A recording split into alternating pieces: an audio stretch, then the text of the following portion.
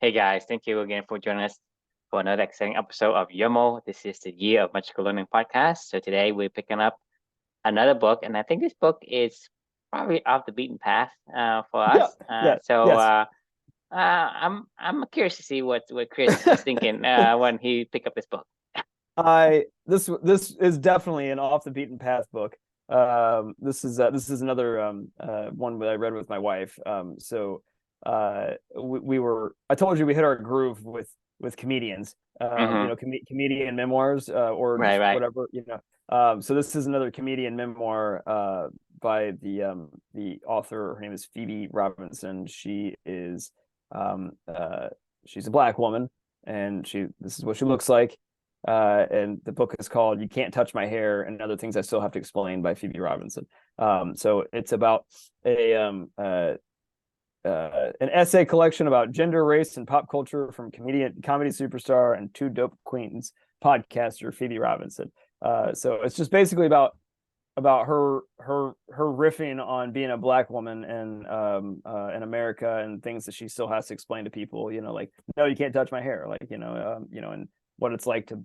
It was funny. It was definitely off the beaten path. My wife loves like diversity, inclusion, and the whole DEI field. That's like a that is one of her core values. So I I reading a book with her. I mean, wanted to both enjoy it. And to be fair, I laughed a lot in this book. Like, she was pretty Mm-hmm. damn funny. Ironically, I think she's about my age, so she had a lot of like her pop culture references were actually very much so. Like, I felt like I was listening to one of my like friends just riff on like the same time frames of life in general that I grew up in. So it was kind of nice to like be able to be relatable and in that regard. And it was a funny book. I mean, we laughed a lot. It was, and I learned a little bit as well. So it's the year of magical learning. So here's my lesson. Mm-hmm. So the reflection title of this one is "Don't Listen to Karen." Who's Karen? Well, I will explain. Okay. When Phoebe was just starting out in her comedy career, she started writing a blog that she called Blaria. Do you remember the show Daria on MTV? Do you remember that? Mm-mm. You don't remember? Oh man, Daria was like um, it was like a really famous show. She was like super melodramatic. She was like really just mean, bitchy. Like this really mean, bitchy, like not emo, but she was like very what do you call that girl from uh Parks and Rec, the show. Did you ever watch Parks and Rec on Aubrey Plaza's character on Parks and Rec? Oh God, she's very like dry, but like funny, but also very like frank, and like very, I don't know. God, I can't describe Daria. So this is like a really, Serious? huh? Too serious? She's very like funny in a funny way. She's very like, you know, not perky at all. Like, she's like anti-perky. I don't know. I don't know how to describe Daria. So Daria was like a famous character on an MTV show called Daria back in like Mm-hmm. the 90s, I think. And so Phoebe made a blog that she called Blaria, so it was Black Blaria. Daria. And so she was Black Daria, right? And she was getting really excited. She was writing, she finished her 12th blog post, and she went to go have a meeting with her manager, and she was like really excited about it, and she was saying, "Hey, I sent you my blog, like, she really hoped to write a book someday too. Like this is Phoebe's initial like idea was like, I really want to be a writer. I'm willing to write a book and blah blah blah. And she finishes her 12th blog post. She's feeling really really good about the meaningful work that she's creating through her Blaria blog. And she goes and has lunch with her agent, who's a white woman named Karen. And Karen goes, "Yeah, I saw it." I think her exact quote was, "You're not really famous, so I don't think that's where you should be spending your time. We should focus on something else." And then she just totally changed the topic, and like it just like crushed Phoebe, because she was like really excited about this meaningful work that she was putting out there, and she was hoping to get somebody to be in her corner, and have her agent supposed to be like, yeah, this is great, like this is a great thing, blah, blah, or something, right, that like to encourage her. But she Mm-hmm. just really just shot her down. And But like the irony is are you familiar with the term Karen? You know, like Karen. Yes, Karen the person. Yes. Yes, Karen the meme, right? Karen the meme, right? Yes. Yeah. Okay. So I thought it was ironic that a white woman named Karen, Karen. Yes, it has to be was Karen. I don't yeah, it had to be Karen, right? know. As that's the whole thing though. It's like Karens are like sent there to keep you on the path of cultural acceptance. Like that is what Karen's job is. That is what a literal Karen is, right? You know, when you talk about like white women, Karen the meme, you know, like that's like that is their job, man, is to be like culture police and like tell you like when you're drifting and doing something, you're like, no, that's not really what you're supposed to be doing. You're supposed to be doing this, and like to pull you back. And it made me think about, you know, we call beavering on purpose all the time, right? A beaver must dam. And it made me think about like I wrote in here. I was like, can you imagine a deer if a deer was named Karen and she wandered down to the creek one day and she met a beaver named Carl, and the Carl was like, and she, you know, Carl was like, hey, what do you think of my dam? And she's like, your dam's stupid. No one in this forest cares about what you're doing. Your dam's going nowhere. You know, I've seen many dams built over the years. They get destroyed every spring. It's a waste of your time. I think you should stop damming. Not only that the damming is harming the forest. Yeah, it's harming the forest. I think you should. I think you should go. I mean, you're chopping down all these yeah. trees and blah blah blah. You know, you should be ashamed of yourself. Blah blah blah. Right? That's the Karen I don't know. Exactly. This is Karen. So this is this white deer named Karen, you know, and coming out there and telling Carl, you know, you shouldn't be making dams. He's like, you know what you should do? You should be a berry farmer. That's what people need. We need farms. We need berries. Like people, that's in demand. That's hot. That's what people want, you know. But you know, like I know a friend that's got a job down at the berry factory. He's like, I can get you in. Just quit the beaver and shit, and like let's go work on something that actually matters to everybody, because like this is the path you should be going on. This is what everybody really wants, you know.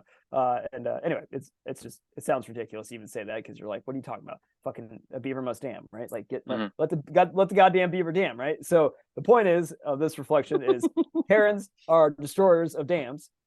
Don't listen to Karen. You know, they're stupid. They're sent strategically to keep you from your meaningful work and keep you from having joy and doing and bringing your art out into this world, and to bring you back into the cultural norms that everybody tells you to do. So don't listen to Karen. Luckily, Phoebe didn't listen to Karen, and that's how she ended up writing a book, you know, and she kept doing what she was doing. So hey, you know, we get to listen to Can't Touch My Hair, and that was my lesson. So anyway, love to get your thoughts. So I think for me, in my view anyway, it's I think almost everybody's a Karen. Everybody's Karen. Yeah, that's what I'm saying. They're like cultural fucking police. Like, you know. I mean, the thing is, sometimes I'm a Karen, sometimes you're a Karen. Yes. Just because, you know, for whatever reason we get into that trance. And I think that's the thing is and a lot of times in our own life, the people closest to us are the worst Karens. Right. All right. And because you know, they may have good intentions, but you know, like I said before, you know, the devil doesn't know he's a devil. Right. And so I think, you know, the lessons here is, you know, don't listen to anyone. Yeah, I mean, to me, yeah, that seems hard. That seems hard and like cold in a way. Right. And saying, you know, who the fuck are you to say, you know, don't take advice from the people that blah blah blah, right? To me, if I said that in my family, I would get shunned and be excommunicated in a way. And I've done that some as well, and I've seen the repercussion of that. But to me, at the end of the day, there's no other way. I just don't see any other way to bring out the art in you unless you shut everybody up. You have to shut everybody out and say, unless somebody wants to help you, unless it's a meaningful relationship. Well, the thing is, to me, it doesn't matter, because let's say for me, like I go to a doctor, right? My brother-in-law is a doctor. My sister-in-law is a nurse, and then I have another one is also, you know, in the medical, and my sister is an NP. So everybody that's close to me, they mean well. I mean, they don't have any intention to harm me, but they are the one that tells me how to take care of my diabetes. But I'm telling you that they cannot in 100,000 million years be able to understand the pain that I have. Right. Living as a diabetic. They just can't don't understand. So for them, I cannot listen to them because they don't know enough. They don't know more than me. True. So when you are beavering on purpose, who knows more than you about you building Right. that than anyone else? So you can say, well, I don't see the purpose in this car. Why are you're wasting down the trees and you blocking the bunch of water, and there's you destroying the ecosystem. You doing the bad thing, right? So the thing Right. is, it's not that this Karen has any kind of like ill will against Carl. No, not at But all. the thing is, that's what I'm saying is the like my brother-in-law and my sister, these are medical professionals, and this is what they do, right? And they want the best for me. Right. But the advice they give me, to me, the way I see it, I've learned from that experience, it is opposite of what I should have been doing, because I've been doing what they asked me to do, and it gets worse and worse until when I could do when I listen to my own body, right? My body is the only one that has the most experience. The body say, hey, this align or this is align, and that is what brings me out of the brink of death.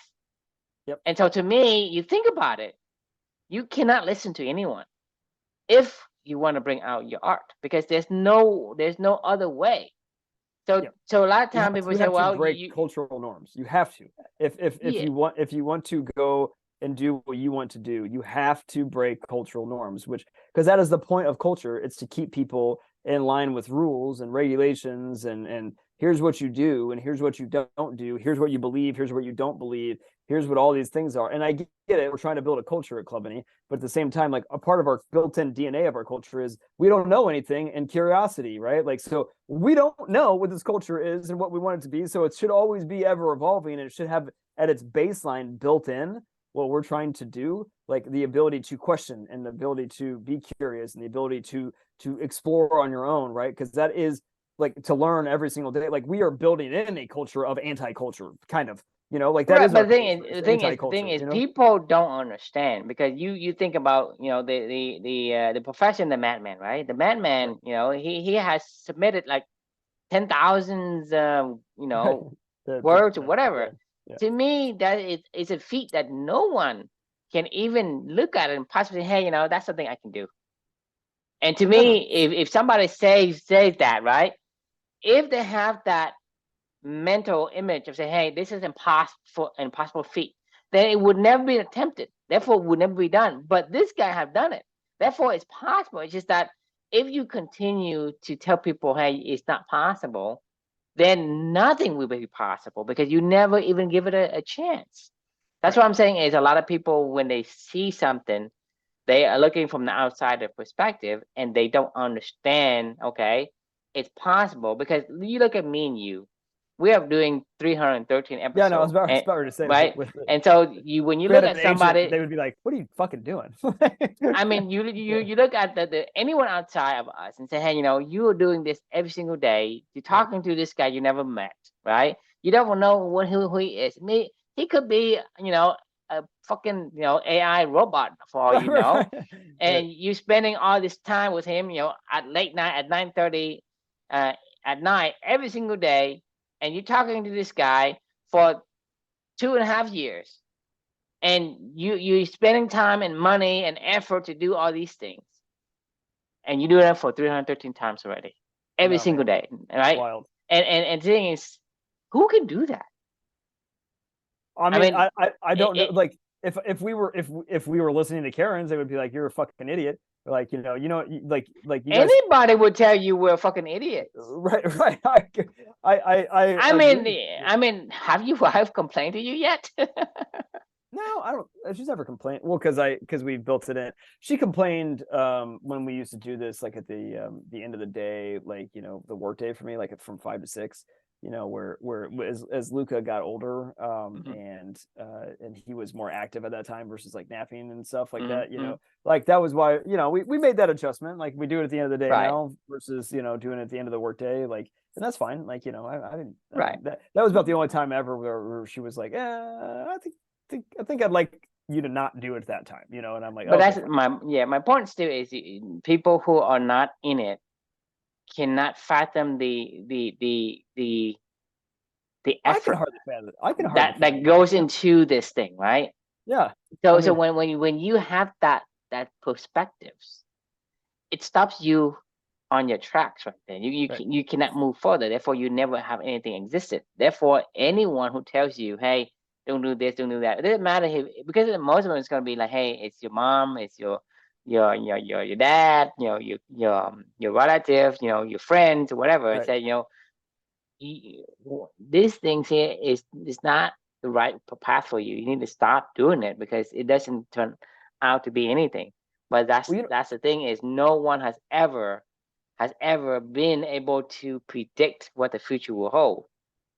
and No they one. don't care either. And they don't care either. That's the problem, right? This is the honest to God problem is they don't care. And they never will care. They like you said, your relatives, Even if they, like like I said, even if they care, they don't know enough to no, they understand can't. it. They can't care. Your point was perfect with the diabetes example. Like they may want what's good for you, but they don't care enough to solve your own problem. Nobody cares about somebody else's other people's problems, Hmm. or objectives, like in any way, shape, or form. I mean, like I could say the people that I love the absolute most in this world, like if my mom's problems, were or my problems were put in front of me, I would go, I'm gonna go with this one, like because I gotta solve my own fucking problems. Like I Right, can't. right. I It's mean, like either you go to work, or you go and pay your mom's mortgage, whatever. You just don't right, go pay your mom's mortgage until you pay your mortgage first, right? right, It's one right. of I those mean, things where you only have the ability to help out with the overflow that you have, but right. you actually go, hey, I'll take on the responsibility, right? And to me, even in the Asian culture, you don't even do that as much. Even though it's built into the culture itself, where you take care of your elderly parents and whatnot. Even then, people are becoming like, very like they want some kind of reciprocations. You know what I mean? Right, So they don't actually care about it as much as we would think they do. And so right. that's the thing, is no one care for you as much as you care for yourself. No And one. so my advice to you is never ever listen to anyone. Uh, Especially unless you're not creating art. Like honestly, like if you're but not what's the creating art, then what are you but doing? Like what I'm saying is, if you're not creating art, what's the point? well, I like, don't like, know like, actually. I mean like you say, hey, if you're not creating art, what are you doing? Right? Right. To me, yeah, yeah. you can do that. You can not create art. Hey, I can do something for other I mean, people. if you're just doing something to make money, or you're just doing something to appease the masses, and you're trying to fill a piece of demand in the market, like a niche in the market. Like here's the thing: is like you may make money off that, and it may be successful, but like you're gonna it's gonna eventually destroy you, because you're gonna be like, I don't love this. And when you have to keep doing shit that you don't love all the time, over and over and over again, you're gonna be like, this isn't worth it. Like, or if you do, you're just gonna grit it out, and you're gonna push it up, the art of running uphill, right? You're gonna keep going up the hill, and you're gonna be like, God damn it, I got myself too deep into this now, and I got to keep pushing up this boulder up the hill. And like if you don't Yeah, love you've it, gone like so far already. You right, don't want to let it go, and an that's the escalation thing of is. commitment.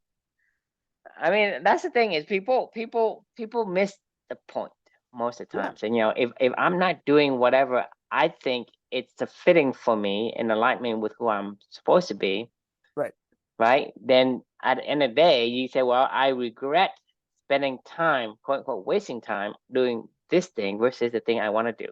Because right. most people, they don't regret doing something. They regret not doing something. You think Yeah. about it. Hey, I didn't regret taking that bus. I didn't regret, taking that trip. So it's about, hey, I didn't do this. I didn't do that. And a lot of time when you get to the Unless it's point tart where cherry, I regret that. I don't think you regret it that much. You say, well, it's not I it's don't. not I past don't. for you, but you're not regretting that I much. learned. I learned. Yeah, you I don't learn, regret. but Yeah, yeah. you don't regret, right? No, Regret I is was kidding. is, I is was kidding. yeah. But the thing I'm saying is, we all have the same, I guess, innate desire to fulfill the expressions of the genes that we are given, Yep. whatever that is, right? If you're a beaver, you are compelled to go build dams. If you are, a wolf, you are compelled to go hunt. It's just one of those things where if you're an eagle, you're compelled to fly. You can put an eagle in a cage and he'll have a short lifespan. It's just the way that his gene needs to fulfill its expression. If you don't let him do it, it's going to suppress the donkey. When you're talking about Sherman, you put Sherman in a shed. He's protected. He's cared for. He doesn't have to go hunt or find food or do anything. He dies, and when he's at death's door. But when you make him gallop, make him run, when he comes back to life. And so I need to go reread that one. It's been a while. You just reminded me. Running with Sherman. Sherman? Oh man, Sherman. Yeah. No, I just got like a fun nostalgic feeling of Sherman, and I was like, oh, Sherman. Like, yeah, Sherman. I was like, I want to. You just reminded me of Sherman. Now I want to go read that book again. Anyway, yeah. Sorry. I mean, Sherman and the Beaver Must Dam. It's by far very relatable to what we're saying, and I think that's something that it's simple, but it's sometimes very hard to kind of grasp the concept because people just distracted by other things. Hey, I have to do this, I have to do that. A lot of times say, well, if you're doing that, I mean, they say, hey, look, you in this life need to go out there and dig a hole for yourself. That's what you're supposed to do, right? You need to dig your own grave. If I tell you that, how would you feel? I mean, not very good. I mean, unless that was my purpose, was to dig holes. No, dig your own hole. Everybody needs to dig your own grave, right? That's what you're supposed to do. And to you say, well, I don't think I want to do that at the first priority, right? And say, hey, if I have to do it, I'll probably leave it last. And if I don't get it done, who fucking cares? Because I'm gonna be dead. Right? I'll be dead anyway. And that's the thing is when you look at saying I have to go work at a place that I hate, work with people that I don't like, endure and cringe my teeth that I don't want to do, and bite my tongue with the people that it gets on your nerves. Yeah, you are actually doing that by saying, hey, I'm going to dig my own grave, and you say, well, that is important. That is more important than me go, hey, I like art class or I like rock climbing, whatever. You prioritize these stuck ass tasks before your own. Meaning, hey, I only play tennis after I finish my work. I only go rock climbing after I deal with this shit. That's what you're doing, and you tell me if that is logical to you. It's not. I mean, it's But that's what we're doing, right? It makes me chuckle a little bit about this whole tart cherry experiment because, like in a weird way, like life is kind of like a tart cherry experiment. Where it's like I've recognized after a week that I feel terrible when every fucking time that I drink this tart cherry juice. Like I can continue to drink it because I said I was gonna drink it, or I could not. and not feel awful. My body is telling me this does not align to what like it is not even just it is screaming. It is telling you like all day. It is telling me every fucking time that I've drank this thing for 8 straight days in a row, or it's the 10th of the month. So days 1 through I've been drinking for 2 days. Days 1 through 8, like every fucking day that I drank that stuff, I was like awful feeling, right? Like my body was telling me I do not like this. Now the idiots that we are, I could have been like, you were even telling me I'm a fucking idiot. Like what are you doing? Like, just stop it. And I'm like, but I said I was gonna do it. I already bought it. I have it all here. Like, the websites all say it's a good thing. I'm just trying it. It's my challenge, and it's a part of my challenge for the month. And you're like, it's not good. It's not. Stop it. Just doing it. Like, it's almost like this comical as to what we do. Like what you're describing every single day of like you're like. You don't like anything that you do. It doesn't make you feel good. You hate the people you do it with. You hate what you do all day long, and it prevents you from doing other stuff that you want to do. And you're like, what are you doing? And like it blows my mind to even think about that. If you made me drink tart cherry juice and from when I was 20 years old until I was 65 years old, just because, like you said, that was something I had to do, and I'm going to be every day of my life. I'd be like, oh. For 3 hours after I drank a tart cherry juice, and I was like, oh, this is just life, it's like what the fuck what is wrong with us? It's like it's almost mind blowing, like how much. I mean, that's the tendency that we have. I mean, it's conditioning. We are conditioned to go through with things because just because you can doesn't mean you should. I mean, this is the Right. thing. This saying I keep saying, if you if you can doesn't mean you should. And we're conditioned to do this. Just like a lot of times, let's say you get on a boat, not on a boat, but on some kind of like a raft, whatever, and you paddle out into this ocean, this unknown, right? And you paddle and you paddle, and then the thing is, you have lost sight of the land, the dock that you started Right. from. But if you turn around, you would get back to the dock. But people don't, because they can say, well, I've gone this far. Right. It shouldn't be any farther to get to the other side of the dock. Right. But that's the lie. That's a big lie that people tell themselves is, if I get through this, it's actually closer to the other side of the dock than going back. So this is how people have this An sunk escalation of cost commitment. fallacy, right? It's a escalation of commitment, I think, is the bias. So it's a bias that we are conditioned to, to Yeah. follow, right? But in reality, the probability of you getting to the other side closer than you going back is actually like probably like 99 to 1, meaning Right. that there is 1% chance that you are right and say, hey, when I've gone too far already, it actually shorter for me to get to the other side than to go back. Yeah, but That's a fallacy. That's a fallacy that people, take on as a society. But the narratives that get sent out to the people that didn't stop, and then they were like, well, I just kept going, and I eventually found my way through, and that's how I ended up making this $1 billion company.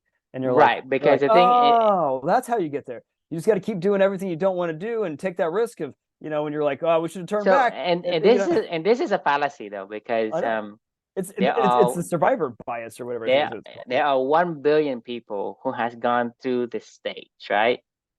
Like 999, all the other ones have been perished, right? Because there's no one to tell they perished. The one that actually made it, that's like 0.0001% that has made it. That's the guy who told the story. Right, exactly. Yeah. Right? But he is in the 0.0001%. But the only story you get told is that story. That's why people say, hey, I like the long shot. I like the underdog. That's, to me, statistically, that's stupid. Right. Because that's why I told you, don't live in live in the life of possibility, not in a life of probability. Right. Possibility is, that's why this is the advice I give my nephew, because I don't have any boys, but the advice I give my nephew is, you gotta pick the things you are good at versus the thing that you have like this 1% chance of getting. Don't do that, because you're not gonna get it. It's like trying to win the lottery, and because when you buy the lottery, what is the chances of you winning the lottery? It's 1 in a couple 100 million, right? But you think, hey, it's 50-50. I could win. That's the bias. But that's the thing is, but the thing is, all the story that's recounted is only for these like completely basically idiots odd probability that only shows up. The one that get lost, because the one that get lost, like, no one told, but there are millions and billions of them that get lost. And then that one person, though, the story that's retold, you assume that they're happy too. Like, you're assuming that Elon Musk is really happy because he made it through all those other things, right? Or you're assuming that like that all that extra work that the Mexican fisherman did to go public and trade his company added any happiness to his life. Like, you know what I mean? Like it doesn't even mean that if you survived and you told that story that it was actually even a better thing, like even if you did, you're talking about hardship. I mean, that's what I see. I mean, to me, life isn't about hardship. Hardship means you have to struggle for something that is not aligning with yourself. Because the thing is, if, for example, like for me, there is a certain alignment, right? There is a certain struggle that you do, but the struggle is easy. Like for me and for you to meet every single day, is it a struggle? For me, it's not. Doesn't seem like a struggle, right? No, let's say you are a tennis player. You love to play tennis, right? For you to play since you are like little, it's not a struggle. For a football player to continue to play football, it's not a struggle because he has the affinity to play football. He has affinity to play tennis, or he has affinity to play chess, right. or some kind of characteristic. Like a beaver, he has this waterproof pelt that is he can be in the water all day long, and he has this buck teeth that he can chew on the wood easy and it was sharp, and he can regrow as he use them, and so he has the advantage.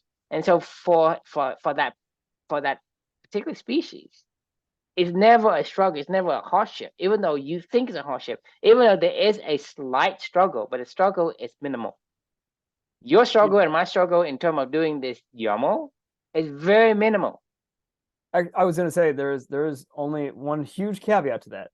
It is very minimal, except for when it butts up with other things that I love to do. Like that's the hardest part. Is like when I'm playing pickleball and I got to shut my pickleball time down to come up here. That's when I get the most frustrated. Like, not that I ever get frustrated with this, but like that's probably when I get my most frustrated with this, where I'm like, God damn it, I got to give up one thing that I love to go do something else I love, and I'm like, I guess it's okay, but I don't want to stop the one thing that I love to go do something other. Like that's probably the hardest thing. Well, right? that's but to me, you don't put it. It's not the reason why this is a struggle. The struggle isn't because this is something that's hard to do in itself, right? It's hard giving up another activity. I'm talking about the thing you do in itself.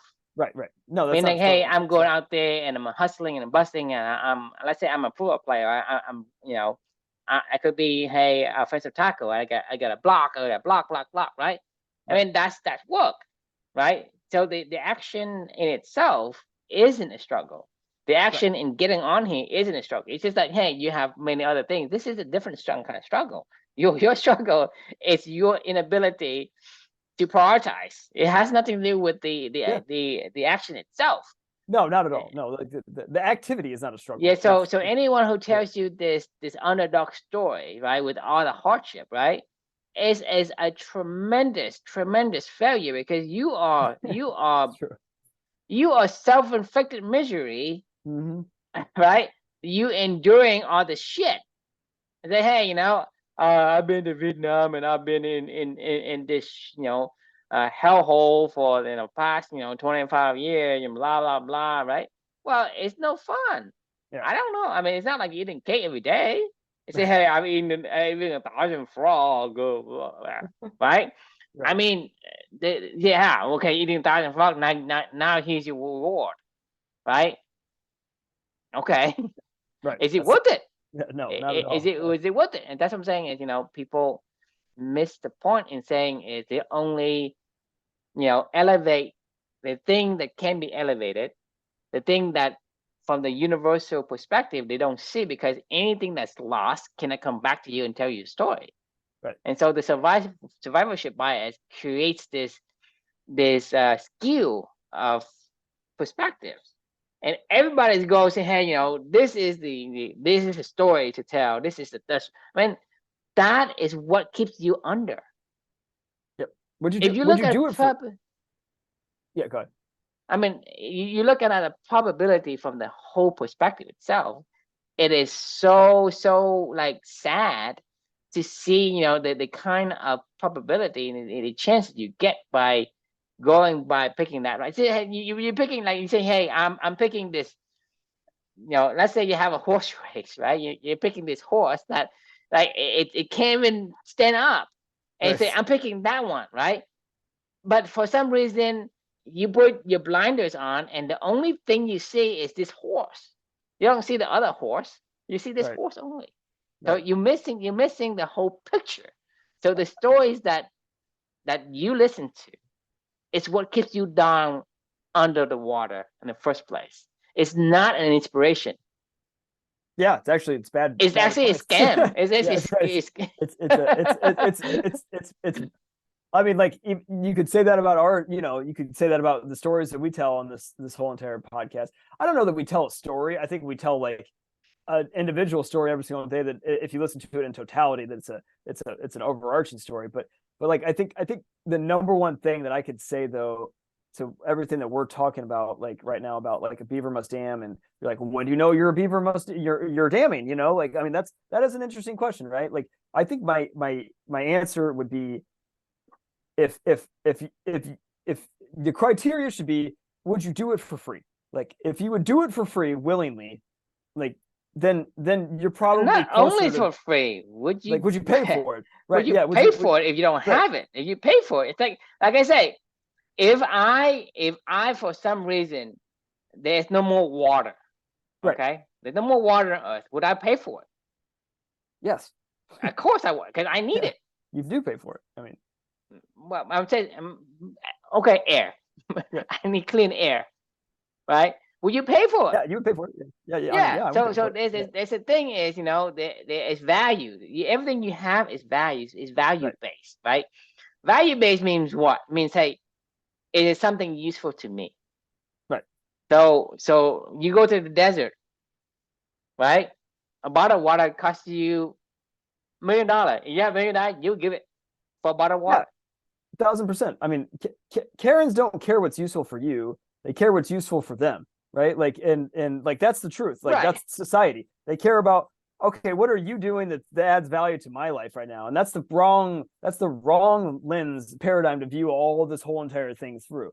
It is what is valuable for you to do that you would either do it for free or pay for. Like, ask yourself if your job And you do sometimes right now, the Karens don't even do themselves. Just like, hey, we're talking about global crisis. We eating too much. Right? Why don't you die? Why are you asking me to? Right. That's a good point. Actually, oh my God, man, I'm the book that I'm reading right now is the Homo Deus. You're killing the animals. Well, why don't you die so you can save the animal? Why are you asking me to save the animals? yeah, Patagonia. Why are you stop making fucking clothes instead of stop asking us to to donate money for climate change? So buy the clothes so you can donate money for climate change. So we're creating an environmental waste anyway with our clothes. Anyway, I mean, how does that work? Say, hey, we're Patagonia. You buy our clothes, we messed up the earth so that we can donate some of that money back to fixing the earth. Like, right. Okay, let me punch you and then put a band-aid on you and punch you again. So, right. So the more I punch you, right, the more you let me punch you, the more band-aid I can put on you. And so I can punch you even more, right? Because you're not dead yet, because I can punch you more, because, I mean, to me, that's what I see when I see these people talking about this in this fashion. It's like, I mean, you helping me? What? Like, punch me, and then say, I put a band-aid. Oh, thank you for the band-aid. You're such a good guy. It's like what the hell? The honest to God truth about Patagonia is if you just would say, hey, we're on a business, and I want to take care of people that work for me, and I want to have them be able to go out and live their life and do what they love to do because of the money that we can provide. I'd be like, fine. I don't care. Like, like this, like it's when you're completely hypocritical and you think that you're doing it for some ulterior or, altruistic, well, anyway, I don't want to get down that topic. Like what I was, what we were, what I was getting at though is with the, like, if you were doing a job right now that you would not do for free, like, or like you're saying minimum criteria, you're like, you should be wanting to pay for it. But I'm saying minimum criteria is you would do it for free. Like if you said like all things equal, you would at least be the balance sheet is 0. I would do this for nothing, right? Not even pay for it, just nothing. Like if you can't say that answer is a yes on what you do every single day on your day-to-day job, you're basically drinking tart cherry juice every single day. It's like what would you be doing if I was a beaver and they said, hey, Carl the beaver, right? And you were like, I will, I will pay you. You see a market, for damming. And you're like, Carl, like there's a market for your skills to go dam over there. Like, I know you don't like it, but like we can make a killing if you go dam every single day, until, just go put your hard hat on your little beaver head and go out there and go get that dam done, and like, if Carl wouldn't do it for fucking free, like it's going to end up feeling like he's drinking tart cherry juice, like if somebody's got to fucking pay you to go do what you have to do every single day in order for you to be able to willing to do it. Like, I mean, I almost could guarantee you, like if you asked 99% of employee, What do you think? You think 99, or is that too high, or maybe 95? I don't know. I'm going to say 95, just because I don't want to be like too hyperbolic about this. But like, if you just went into any business and you asked 95% of the people in that business, like that they were doing their job on that given day, and you would say, "Hey, would you come do this job for free tomorrow if I asked you to do it?" And that's it. Like, I bet you. What do you think? 95% of the people would say yes. Do you think anybody would say yes? I would say 100% would say no. You think No 100? Well, one, no one will work for free. I think the founders maybe if Hell no, founders are not. No. I don't know. I would if they really loved the mission, maybe, if it was like. But they don't. I think Yvon Chouinard would do it for free. He's saying he'll do it for free. He's giving away his money. Nah, he lying. I think there is a small, tiny, very, very the cultural builders. They could put 0.0001% that people may have done that, but because of how society is structured, I would say it's very hard to find that one person. Even Warren Buffett doesn't do it for free. I mean, do you think he would do his job for free? I mean, why didn't you call him up and say, hey, I'm Chris, I'm nobody. Can you give me 5 minutes of your time? I can. You say, hey, Warren, you love to play the market, right? Whatever it is, right? Would you give me some? I'm a no one. I have no benefit to you. Would you do it for free? He probably say no. I agree with you, actually, because all he's doing is buying and trading a commodity. Like I there can't be any love of that. Yeah, I mean, the thing is, he could give it away for free, but when you give his money away for whatever reason, I don't know, I don't care. But he's not doing it for free. No one's doing it for free. This isn't called work for nothing, right? And so when you say it's work, that means that I have to trade something in that I have to sacrifice for something of value that I want. But when you get to play, I mean, you already get the value. Yep. When I say, hey, when let's say I get to eat cake, right? The act of eating cake is already a value to me. I don't need to get paid to eat cake. Okay. I think Steve Jobs loved what he did every single day. I really think he did. Like, after reading his biography, I think he did truly. I think he would have done it for free. He did do it for free. He worked at Apple for free for a long period of time. When he came back, he made no money, zero money. Like, as a matter of fact, I think it cost him. Well, I don't know about that. I mean, the thing is, there are certain long-term agendas that people put up with just because there is a reward at the end of the cycle, the spectrum, whatever. The reward could be, hey, I get to do this, I get to do that. But like I say, if you go to a company and ask people, and it's not 100%, because I'm saying this because the society is structured in a way that you don't like everything that you do. Because let's say Steve Jobs likes design and calligraphy and beauty and all that, right? But in the act of creating this beauty, right, there's certain things that he has to do. Okay, for example, he has to go to board meetings and figure out, hey, how do I satisfy this bunch of, sleazeball who all they want is make money.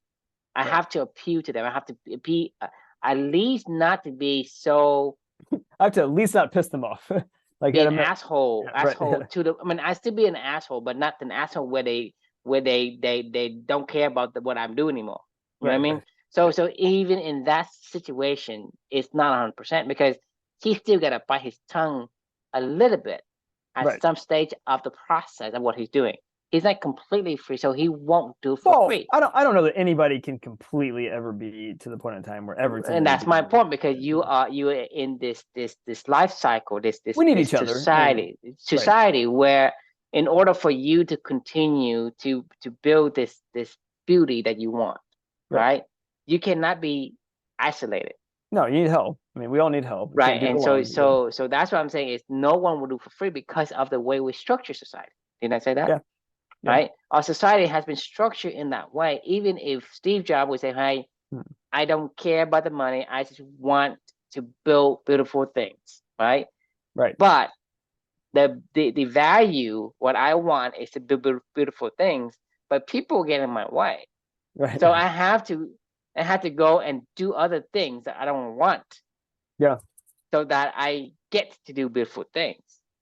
Well, I mean, if you right? ask me, if you honestly ask me this question about the job that I do today, would I do it for free? Like my day job, the one that I left my other job for to take for this role, right? I would say Mm. yes, because I look at it as Club Any Light, right? I would do it for free because I would do Club Any for free, right? But you're not doing everything for free because you still have to do But I'm not doing QBR. everything. Yeah, I know. And trust me, there's plenty of stuff that I do in my job that I don't like. You know, And you got to do reports that yeah, sometimes it makes no sense to you why you have to I do got that I got to do report. a quarterly. I got to do a quarterly review of my entire team, or sorry, not a quarterly, a semi-annual review by the next like the end of the next week or whatever of everybody on my And team. you got to give them And it's like, performance review. It's like, for of what? Like, who the fuck am I to judge somebody? You know, and to say they have high potential or not? Like, that's fucking stupid. Like, that is the well, dumbest question I've ever heard in my entire and life. that's what I'm saying as I rest my case, because you start talking about all these things that you It's hate. dumb. Yeah, I know. You're right. All right. So I wouldn't do it all for free. That's You true. can't. You can't. Society has structured in a way that you cannot do for free because there's something in there that you Yeah, hate. And in order for you to even continue to do that, yeah, right. Yeah, I have to. there's Yeah, some kind of trade-off. And that I trade-off got. could be I get to Yeah, do what I want, or I need to get some kind of monetary reward so I can trade that monetary reward to get other values I want. At the end of the day, it's about value exchange. yes, We yeah, exchange the thing we sacrifice for so that we can get the value we want. Hey, I eat the frog so you can get the cake. Whatever the reason is, it's always a value exchange. So right. it's not about the money, because there is no need for money if the money can't buy anything that you value. Yep, I agree. So it's always a value exchange. So the thing is, you can get your value that fulfills who you are as a person with the gene that you have that needs to express itself. You can get that through the exchange of money, or you can get it directly, Yep, right? I mean, think about it. You can get it directly. Hey, I can go build dams, or I can go do some of these things so that I get, I get the dams, right. right? So there's Yeah, always a value that you want. So you can go through the wrong route, which when you never get back, because saying, hey, I can say, hey, don't eat the marshmallow until the end. But the thing is, you probably die before you get to the point where you can eat the marshmallow. yeah. Most people don't ever get to the marshmallow. So you either get to the marshmallow directly, or you just wait until you die. And Or maybe you might get a taste of it, or you might get close to it. or you drink tart cherry juice every single But day this of is your life. this is the lie. This is the big lie. Right, Okay, this is the big lie that hey, the underdog story. And talking right. about the underdog story is you're in the minority. You will never get it. It's like you be better off getting struck by lightning twice Yep. than to get this thing that you wanted going that route, because it's an underdog story for a reason. And for whatever reason, people like to tout this underdog story, the impossible, the probability of nil. Right. Yeah, it's a good point.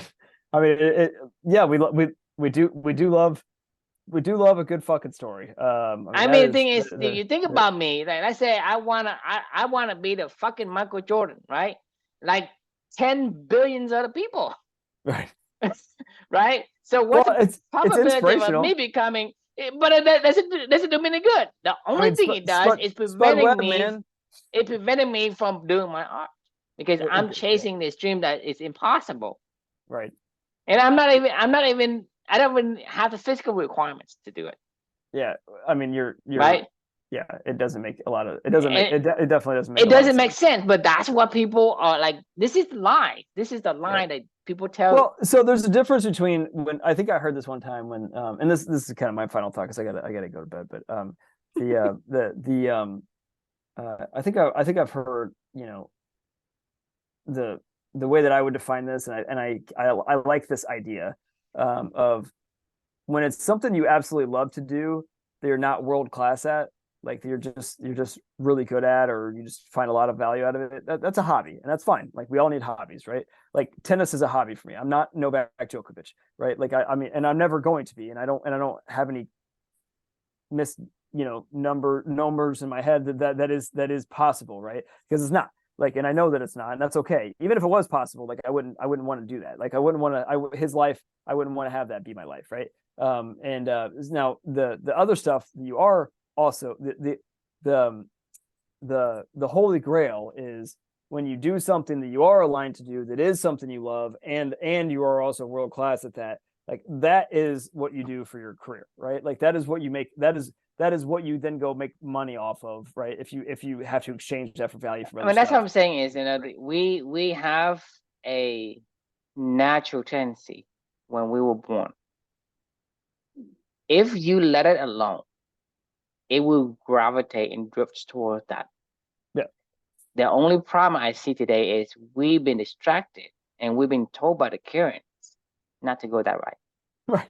And that's the problem is, if you don't listen to anyone, eventually you'll drift towards your calling, whatever that is. Because the thing is, if you are not preoccupied doing something, it's going to naturally drift towards the thing that you are destined to do.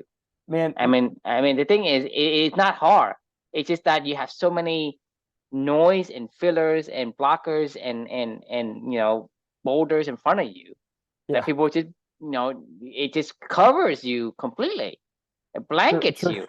True. The longer this journey goes on, that we've been the Yomo journey with you and the stuff that we've been doing for the past almost 3.5 years or whatever it is now, or where the hell whatever the time frame is. The more that I'm like, if somebody were to ever ask me, the longer I'm at the breaking point right now of not breaking point, that's the wrong word. I'm at the inflection point right now of if somebody were to ever ask me like give me some advice, I would be like, just figure it out for your fucking self. Like, I mean, I don't need, like, it's not even worth my time to try to go through all of this with you unless you are really, really, really wanting to listen and learn, right? Like, and really, really want a coach or feedback or guidance or like a spiritual guide or something like that, right? To help guide your quest, for questions for yourself, right? Like this is so much work and time and effort that we put into it to understand if we are beavering or not beavering, like to even fucking try to explain to somebody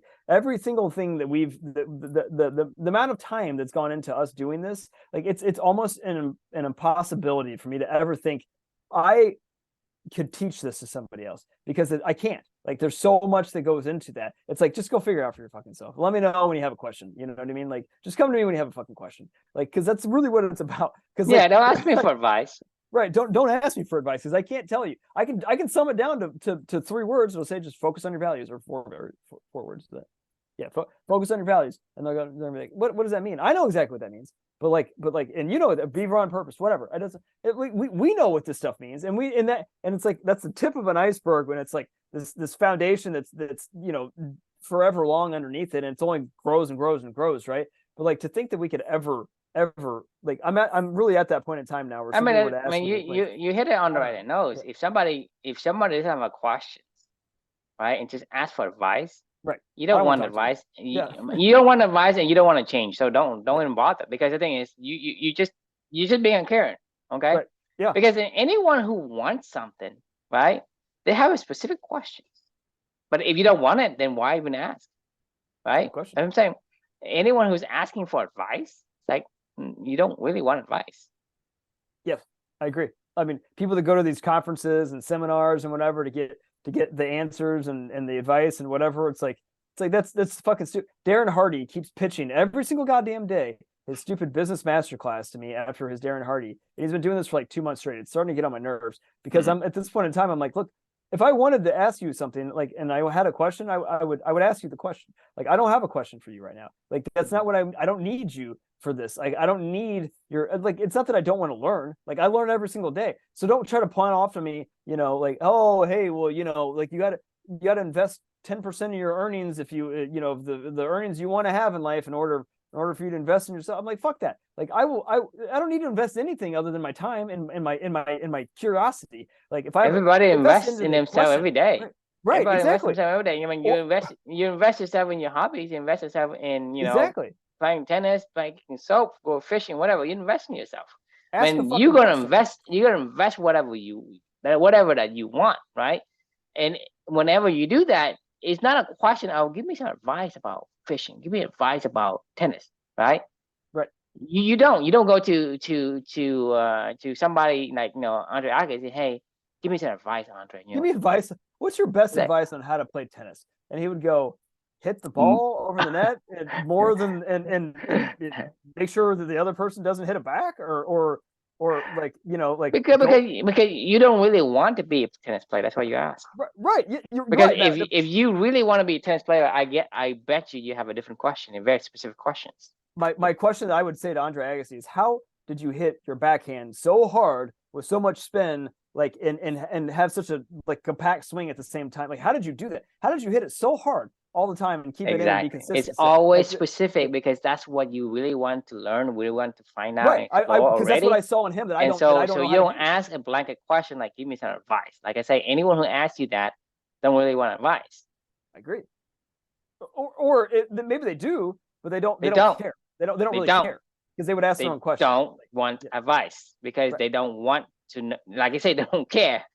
If you don't care, why would you want advice? You just want to get somebody to say something so that you can rebuttal. Right. Yeah. So, like I said, you don't want advice. I mean, I would tend to agree. All right. We got to put a pin in it. So the moral of the story is, you know, don't listen to Karen. And you know, how do you block out the noise and stay focused on your purpose? Or how can you block out the noise and stay focused on your purpose? You know, when Karen. Well, the thing is, it's actually you don't have to block out the noise. That's true. Just all you have to focus on your purpose. Yeah, you don't have to block out the noise. Right. Everything goes. It will fall into place as long as you focus on the purpose. The noise will block itself out.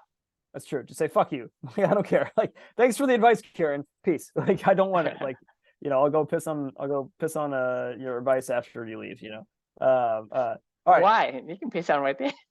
Well, I don't want to be offensive. This is humankind. You know, we are homo puppy. Don't forget about that. You know. I'm still a late bloomer. Fair enough. All right. Well, thanks for joining, everyone, and we will see you all tomorrow night. That was good. See ya.